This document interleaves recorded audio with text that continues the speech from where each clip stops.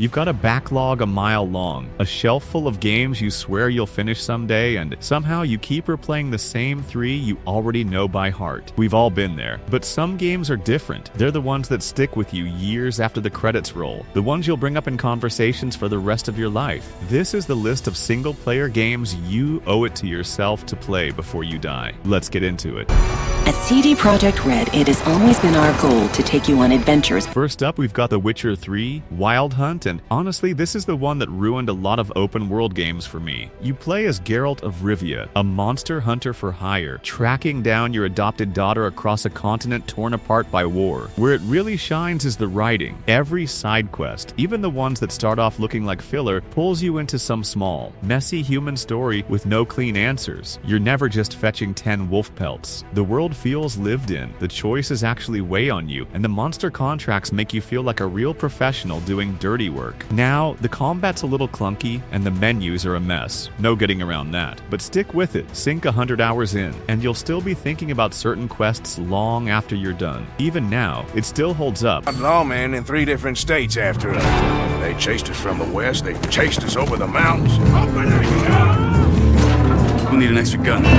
Next up, we got Red Dead Redemption 2, and this one asks for your patience before it gives anything back. You play as Arthur Morgan, an outlaw riding with a gang that's slowly falling apart as the Old West dies around them. What really sells it is the slow burn. This isn't a game you rush, you ride, you camp, you sit around the fire listening to your crew, and somewhere in all that quiet, Arthur becomes one of the most human characters gaming's ever put in your hands. The world is absurdly detailed. Snow leaves tracks in real time, your horse remembers you, strangers on the road have their own little dramas. Yeah, the controls are heavy and deliberate, and cleaning your gun for the 100th time gets old fast. But that same slowness is the whole point, and the ending hits harder than almost anything else out there. Will soon return, guided by grace, once lost. Up next is Elden Ring. From Software's massive open world take on the punishing formula they built their name on. You play as the Tarnished, a nobody dropped into a broken kingdom with basically 0 instructions and 100 things that want you dead. Where it really shines is the freedom. Stuck on a boss? Wander off. Find a whole new region. Come back stronger. The sense of discovery is unreal. You're constantly cresting a hill and finding some giant impossible thing waiting on the horizon. Combat's tough but fair, and beating a wall you've died to 20 times over feels incredible. It's not a handholder though. It won't explain anything. The difficulty is very real, and the back half reuses a few bosses more than it should. But once it clicks, nothing else scratches that itch. This is a genuine landmark, and it's worth every bruise. There do I see my father. Oh, there do they call to me. Oh, there do they call to me. Oh, there do they call to me. No list like this feels complete without God of War, the 2018 one that took a screaming god of rage and quietly gave him a heart. You play as Kratos again, older now, quieter, trying to raise his son Atreus after burying his wife while hiding a violent past he's ashamed of. What makes it stand out is the relationship at the center of it. The whole game unfolds in one unbroken shot, no camera cuts, so you're right there in every awkward, tender, tense moment between a father and a son who barely know each other. And the Leviathan axe is maybe the best weapon in any game. The way it thunks into an enemy and comes flying back to your hand never stops feeling good. Some enemy types get recycled toward the end, sure, but the emotional payoff and that final reveal, worth every single hour. What on earth do the Fireflies want with you? We ain't talking about some walk in the park here. They're coming. I know!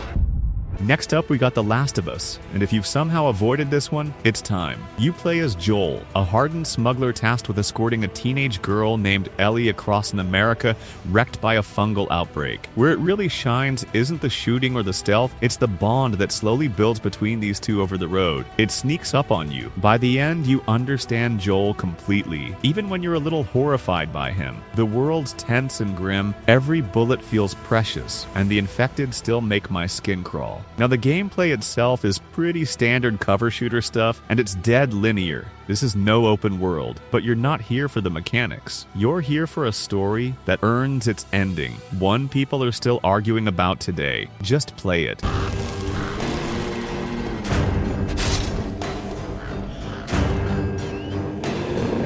Bloodborne might be the most stylish thing From Software ever made, and it's the one I'd hand someone who thinks their games are too slow. You play as a hunter in Yharnam, a gothic nightmare of a city where the locals have turned into beasts, and the whole thing slowly reveals it's about something far stranger and more cosmic. What really sells it is the aggression. There's no hiding behind a shield here, you heal by fighting back, so the game constantly shoves you forward into the danger. The atmosphere is unmatched. Rain-slicked cobblestone howling in the distance, this constant low dread. It's brutally hard. The load times on the base console were rough, and the Chalice dungeons are honestly skippable. But that combat, that world, once it clicks, you'll be completely hooked. It's a PlayStation exclusive, and it's still one of the best reasons to own the thing. Fallible psyche.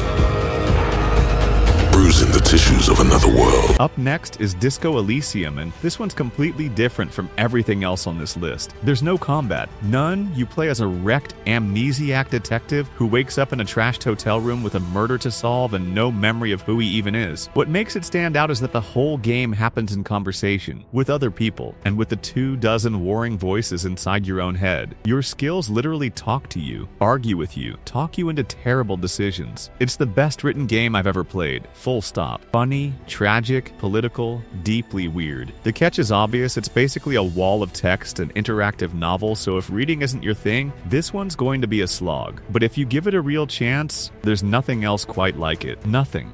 These next tests require cooperation. Next up, we got Portal 2, proof that a puzzle game can be one of the funniest, sharpest things you'll ever play. You play as Chell, a test subject trapped in a crumbling science facility run by murderous, hilarious AIs. The core idea is dead simple. You shoot 2 portals and walk through them, but where it really shines is how the game keeps twisting that one idea into puzzles you'd swear were impossible, right up until the second it all clicks in your head. And that click is one of the best feelings in gaming. On top of that, the writing is razor sharp. The villains are so funny you'll be quoting them for years. The only real knock is that once you know the solutions, the puzzles don't have much replay value. But that first playthrough? Damn near perfect. Everybody should play this one at least once.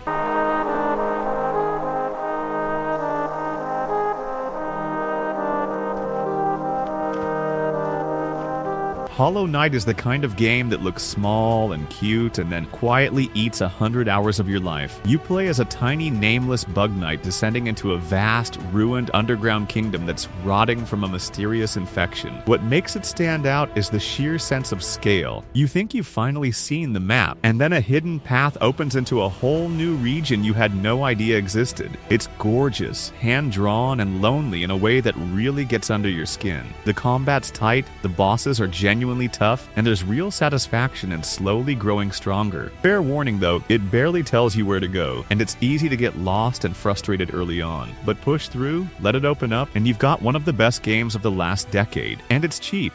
With each act, we change the world. One man chose a city, free of law. Up next is BioShock, a game from 2007 that still messes with people's heads today. You play as the lone survivor of a plane crash who stumbles into Rapture, a crumbling underwater city built as a paradise for the rich and powerful that since collapsed into total chaos. Where it really shines is the setting and the story. Rapture is one of the greatest locations gaming has ever built. Dripping, Art Deco, haunted, and there's a twist buried in here so famous it changed how people write games. You've got guns in one hand and superpowers in the other, so the combat has a nice messy freedom to it. I'll be honest, the shooting feels a little dated now, and the last stretch drags. But the atmosphere, and that one moment, you'll know it the second you hit it, make this an absolute must. It holds up where it really counts. We're at war.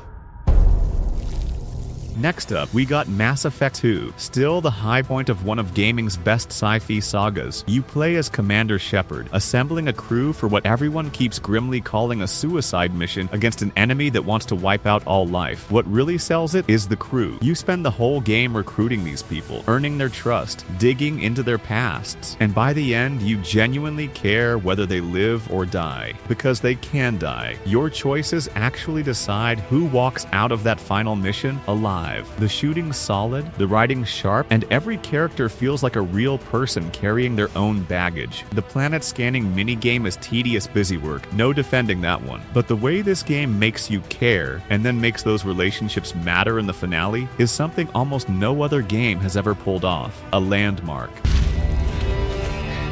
In the closing years of the Sengoku era, Up next is Sekiro, Shadows Die Twice, and this one will test your patience like nothing else here. You play as a shinobi in a mythic version of feudal Japan, out to protect your young lord and get revenge on the clan that took your arm. What makes it stand out is the combat. It's less about dodging and more about standing your ground, clashing swords, reading your enemy, and breaking their posture with perfect timing. When two blades are ringing off each other and you finally find the rhythm, it feels less like a fight and more like a dance. There are no difficulty options, no summoning a friend to carry you, it's just you getting better or getting wrecked, and it will wreck you over and over. But that moment a brutal boss finally goes down, purely because you got good, almost nothing rewards you like that. Unforgettable? We fight.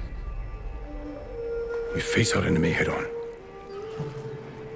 And when we take their life, we look them in the eye with courage. Ghost of Tsushima is basically a love letter to old samurai movies, and it's one of the prettiest games you'll ever play. You play as Jin Sakai, a samurai forced to abandon his honorable code and fight dirty to drive a Mongol invasion off his home island. Where it really shines is the atmosphere. Wind guides you to your goal instead of a map marker. Golden leaves and pampas grass sway everywhere, and the sword duels are these tense cinematic standoffs where one clean strike ends it. Combat's fluid and brutal, and turning yourself into a feared ghost in the night feels great. I'll level with you though. Under that gorgeous coat of paint, the open world structure is pretty familiar checklist stuff you've done in other games. But it does that formula about as well as anyone ever has, and it's so beautiful, you honestly won't care much. A gorgeous, satisfying ride start to finish.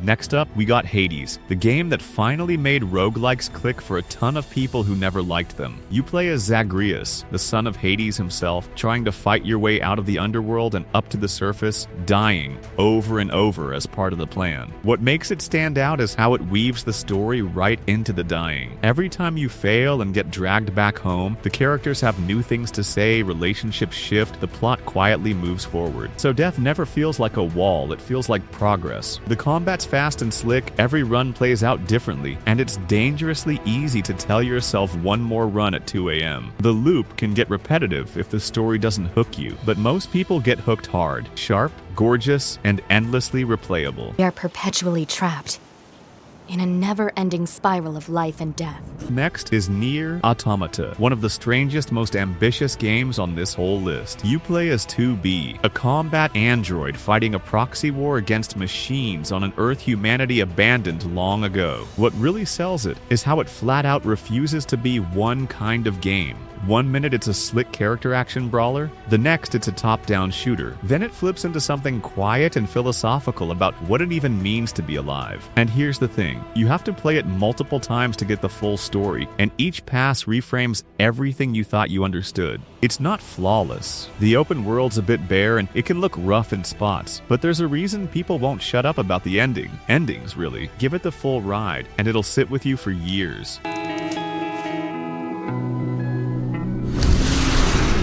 Outer Wilds is a game I can barely talk about without ruining it, which is exactly why you should go in completely blind. You play as an astronaut in a tiny hand-built solar system stuck in a 22-minute time loop that resets every time the sun explodes. What makes it stand out is that you don't upgrade anything. No new gear, no power-ups. The only thing that ever gets stronger is you, your own knowledge. You explore, you piece together an ancient mystery, and a clue you find on Run 50 suddenly unlocks something you walked right past on Run 3. It's pure discovery, and there's nothing else quite like the moment it all connects in your head. Fair warning, it can feel aimless early, and it asks for real patience. But if it grabs you, it becomes one of the most rewarding games ever made. Just don't look anything up. Trust me on that.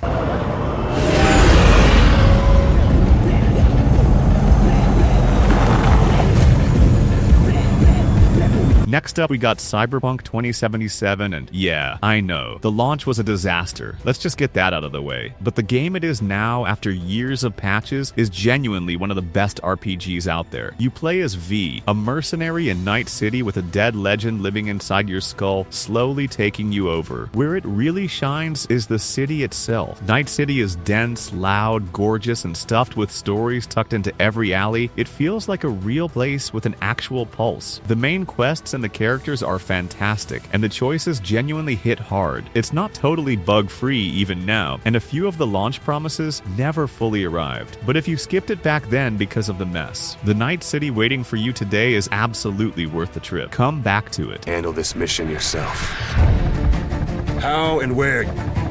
Up next is Metal Gear Solid 5: The Phantom Pain, which might just be the best stealth gameplay ever made. You play as Big Boss, a legendary soldier building a private army and hunting the man who burned everything he'd built to the ground. What really sells it is the freedom in how you crack a mission. Every base is a puzzle you can solve a dozen ways. Sneak in silent, go loud. Call in an airstrike, or Fulton an enemy screaming up into the sky to recruit him later. It never once stops being fun to mess around in. The systems are so deep, you'll be finding new tricks 50 hours in. Now the story's a mess. It fizzles out in the back half, clearly wasn't finished, and the missions start repeating. But moment to moment, no game feels better to actually play. Pure, endlessly satisfying stealth.